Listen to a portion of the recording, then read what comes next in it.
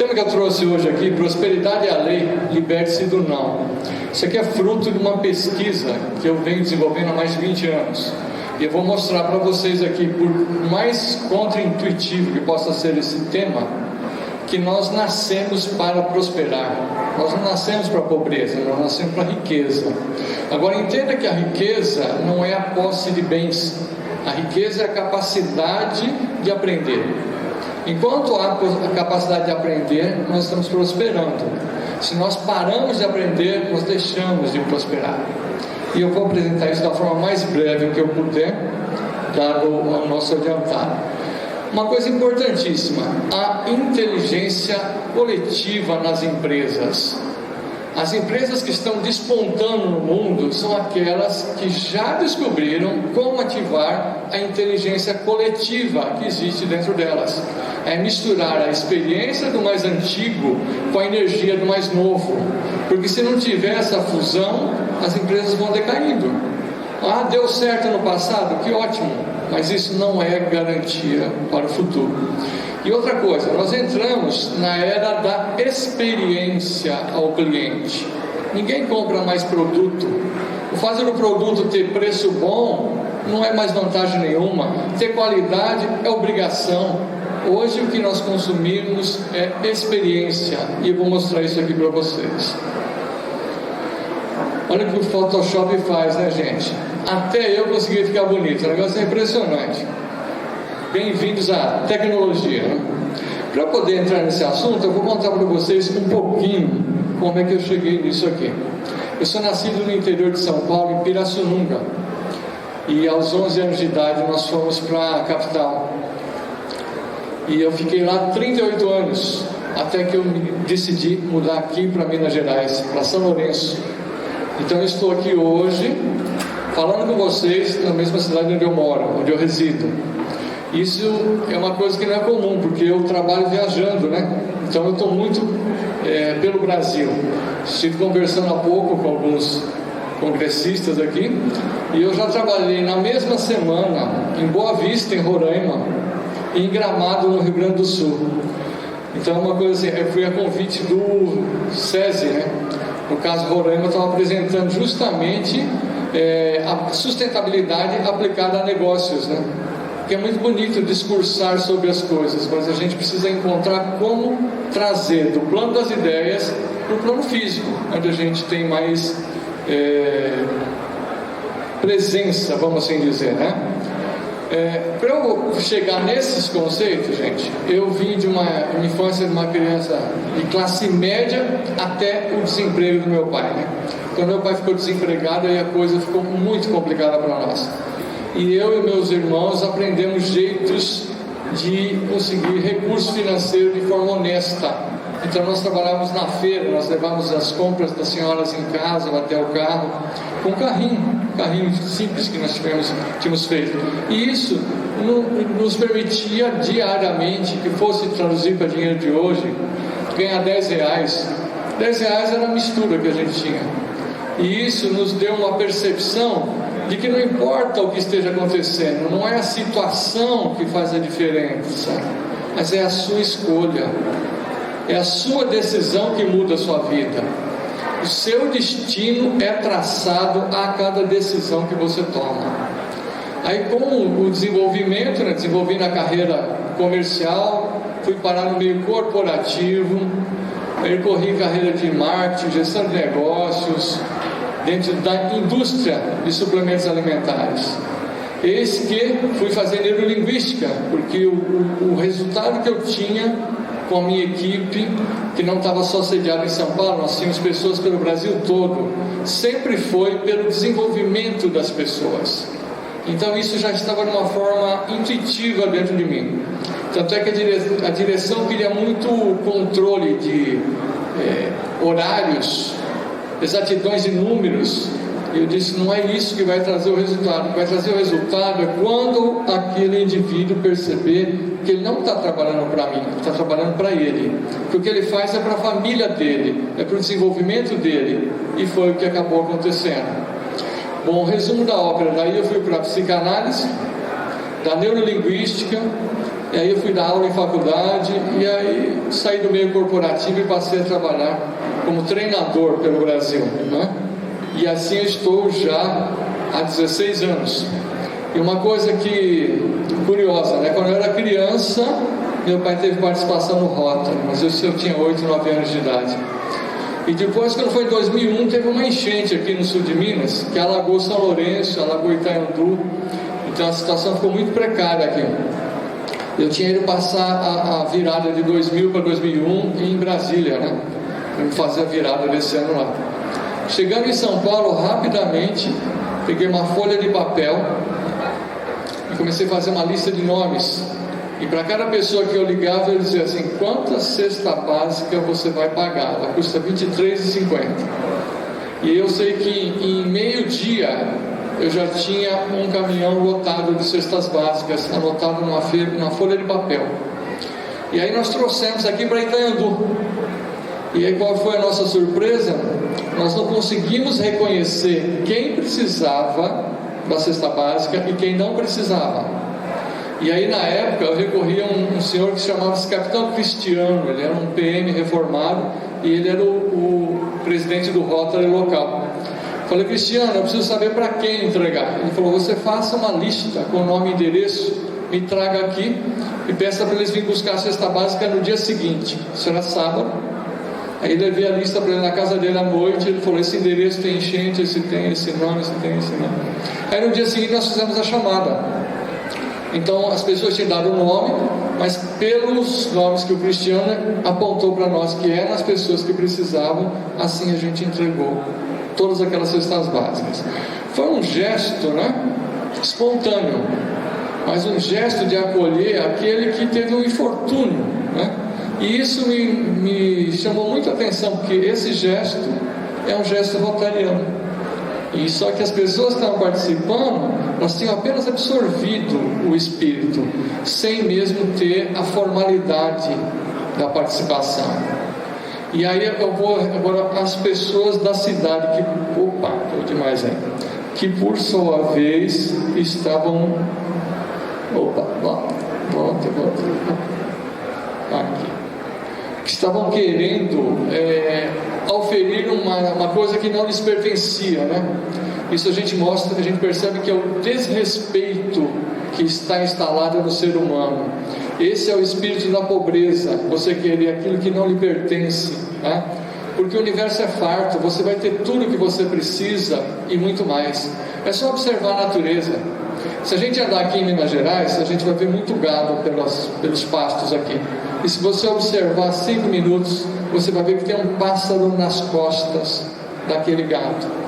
Aí eu te pergunto: o que o pássaro está fazendo nas costas do gado? Alguém tem ideia? Uma refeição grátis, gente, suculenta. Então na natureza tudo é complementar, não existe nada que não traga benefício ao próximo, nada. O único ser que se ilude achando que pode ser feliz sem trazer benefício ao próximo é o ser humano. Todos os demais vivem em cooperação. Quando a gente entende isso, a coisa fica muito mais fácil, porque o ser humano, ele é diferente de todos os outros seres, porque ele precisa do convívio. Se a gente não nasce com o corpo pronto, a gente nasce vai sendo construído aos poucos, né? Se a gente observar, vamos chamar assim de reinos da natureza, né? Nós temos o agrupamento por semelhança. Por exemplo, se você achar aqui em Minas Gerais, é um lugar de Minas, né? Então nós temos minas de diversos minerais aqui. Agora, os minerais, eles se agruparam por semelhança. O ouro se junta com o ouro, o cobre com o cobre, o estanho com o estanho. Cada mineral vai se agrupando. Os animais também se agrupam por semelhança, e os seres humanos também se agrupam por semelhança. Então, ou seja, são as aves de mesma plumagem que voam juntas. Então aqui vai um alerta: a sua vida é o resultante das 5 pessoas que você mais convive. Olha que perigo que é isso. Com quem você convive influencia decisivamente na sua vida. Então, hoje nós temos ainda o privilégio de não necessitar de conviver fisicamente. Nós podemos ler os livros, nós podemos conhecer o pensamento de uma pessoa que eu nunca vi pessoalmente. Nós temos o acesso online pela internet, que nos permite ter acesso a informações do mundo todo. Só que sempre quando cresce a luz, também cresce a sombra.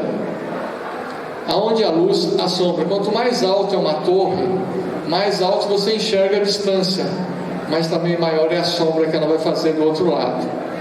Aqui em São Lourenço é muito curioso, porque o amanhecer e o anoitecer é aos poucos.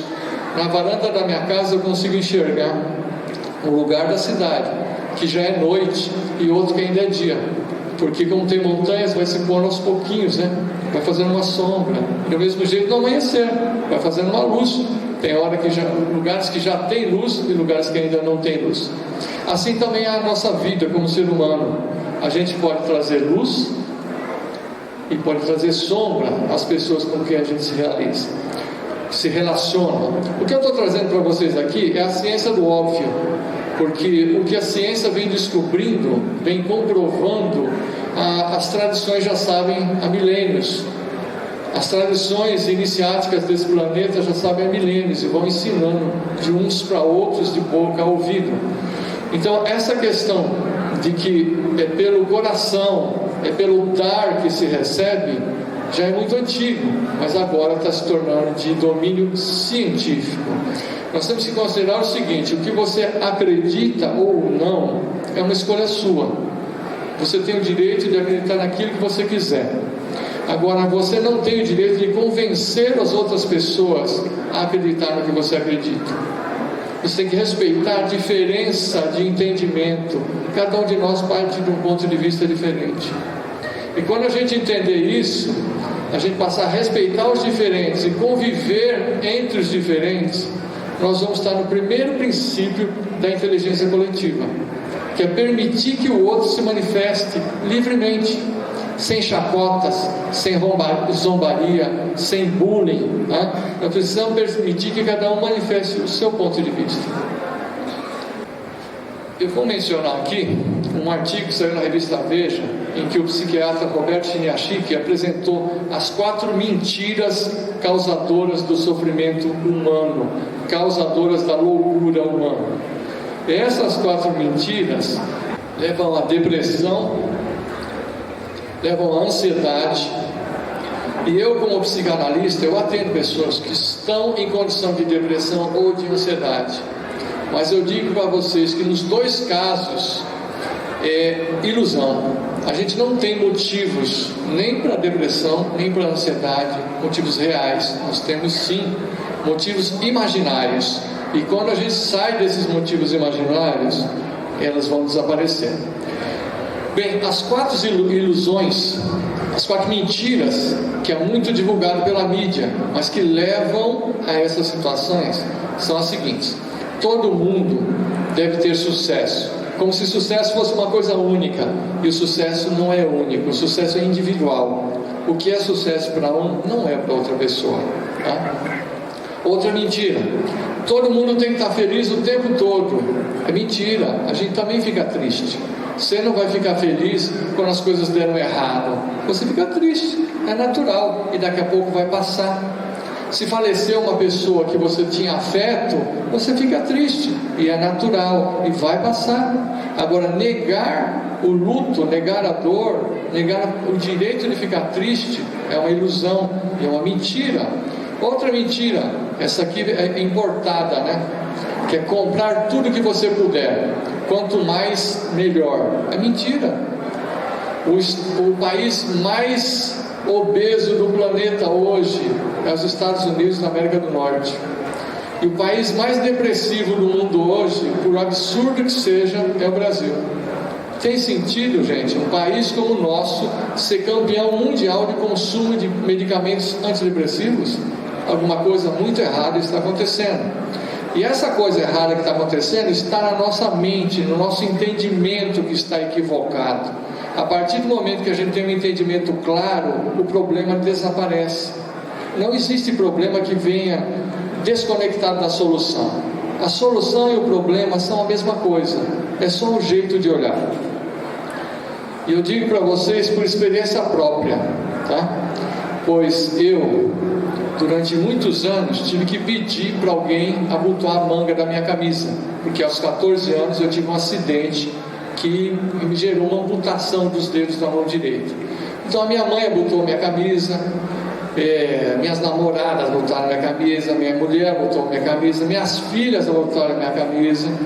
E um dia, viajando pelo Brasil, com mais de 200 pessoas sobre a minha orientação empresarial, eu olhei para a cama, estava lá o terno em cima da cama, a camisa na cama, e você veja o seguinte: eu podia orientar mais de 200 pessoas, mas eu ainda dependia de alguém abotoando a minha camisa.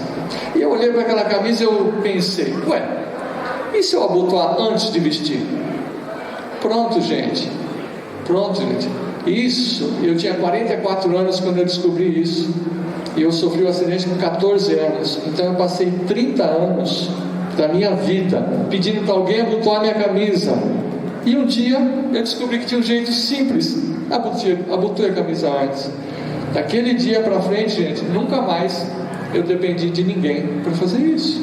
Isso é um gesto simples para você que consegue fazer. Mas para quem não consegue, é um marco na minha vida. E esse é um marco para ver que não existe o jeito certo de fazer nada. Existe o jeito que você está fazendo hoje, mas sempre pode ser melhorado. Deu certo no momento? Que bom, mas não garante que vai dar certo amanhã. Então entender que a certeza é nossa inimiga e a dúvida é a nossa amiga, porque pela dúvida a gente se prepara para fazer algo melhor. E quando a gente tem certeza, a gente fica confiado, confortável, a gente relaxa, né? Eu ouvi um dito recentemente muito interessante, que é assim: queira o melhor para você, para a sua vida, para a sua família, mas esteja preparado para o pior. Escute a sua mãe, leve a blusa, leve o guarda-chuva, né? Esteja preparado, pode ser que chova, esteja preparado e aceite o que vier, que pode ser que seja ensolarado, mas pode ser que chova também. Se você estiver sempre querendo o melhor, e você estiver sempre preparado para o pior, e você sempre aceitar o que vier, você vai estar sempre bem. Não tem nada que possa te tirar do bem-estar. Bom, recapitulando para a gente avançar aqui e fechar o tema: as 4 mentiras. Sucesso, todo mundo precisa ter sucesso, como se fosse absoluto. Felicidade 24 horas por dia, que é outra mentira. Comprar tudo que você puder, que é outra mentira. E o jeito certo. E eu acrescento que essas 4 mentiras tiram-nos do fluxo da vida, porque o fluxo da vida, ele nos leva para o desenvolvimento, é natural, não há por que não se desenvolver. A evolução é uma constante universal, tudo evolui, tudo se melhora o tempo todo. Como eu escuto pessoas às vezes falando assim: no meu tempo que era bom, agora não é mais. É mentira, gente, todo tempo é bom. Aquele tempo era bom e esse aqui também. Naquele tempo tinha coisas ruins? Tinha, e esse aqui também. Você imagina que antigamente as pessoas usavam lamparina para iluminar, olha só. E antes da lamparina usavam vela e tinha risco de pegar fogo. Depois nós tivemos a lâmpada incandescente, depois nós tivemos a lâmpada fria, e depois nós temos agora as lâmpadas de LED. Então você vê que o tempo todo está se modificando. Mas para quem não tem nada, uma vela é excelente. Depois que você já tem a vela, mudar para a lamparina, melhor ainda.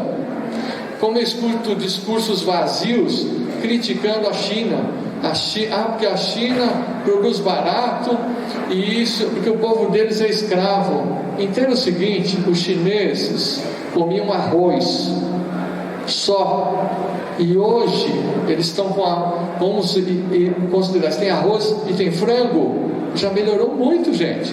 Tem que considerar que onde está o problema está a solução. Qual é o problema do chinês? Qual é o maior problema daquele país? Excesso de população. Onde está o problema está a solução. Então eles perceberam isso. Então eles são a maior capacidade de produção industrial do planeta. E eles têm mais de 1 bilhão de habitantes. Agora vamos olhar aqui para o Brasil. Qual é o nosso problema no Brasil?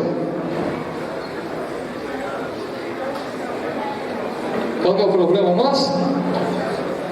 Jeitinho, trambique, cambalache. Pois então, mensalão é um cambalache organizado, né, gente? Você vê que a gente é bom em tudo que a gente faz. O brasileiro é muito bom. Eu lembro quando começou essa invasão de produtos chineses, uma empresa de instrumentos musicais no Brasil se negou a baixar preço. Ela falou: não, nós vamos aumentar o preço nosso e vamos aumentar a qualidade dos nossos instrumentos, de forma que nós sejamos internacionais. E foi o que aconteceu. E todo mundo que quis brigar preço com o chinês perdeu. Então agora eu vou contar para vocês aqui o segredo que o brasileiro pode fazer, que é justamente desenvolver a inteligência coletiva. Porque a criatividade, a inovação é uma transgressão da regra vigente. Para você inventar uma lamparina, você transgrediu a regra da vela. Para você inventar a lâmpada incandescente, você transgrediu a lamparina. Para fazer a lâmpada fria, transgrediu a lâmpada incandescente. Para fazer um LED, transgrediu a lâmpada fria. Só que a transgressão, que é da natureza brasileira, ela pode ser usada para o bem ou para o mal. Vai depender da escolha de cada um, da decisão de cada um. E nós precisamos orientar os nossos pares, os nossos colaboradores no trabalho, nossos filhos, quem quer que seja que a gente encontre, né, pela vida, a usar essa nossa natureza para criar soluções.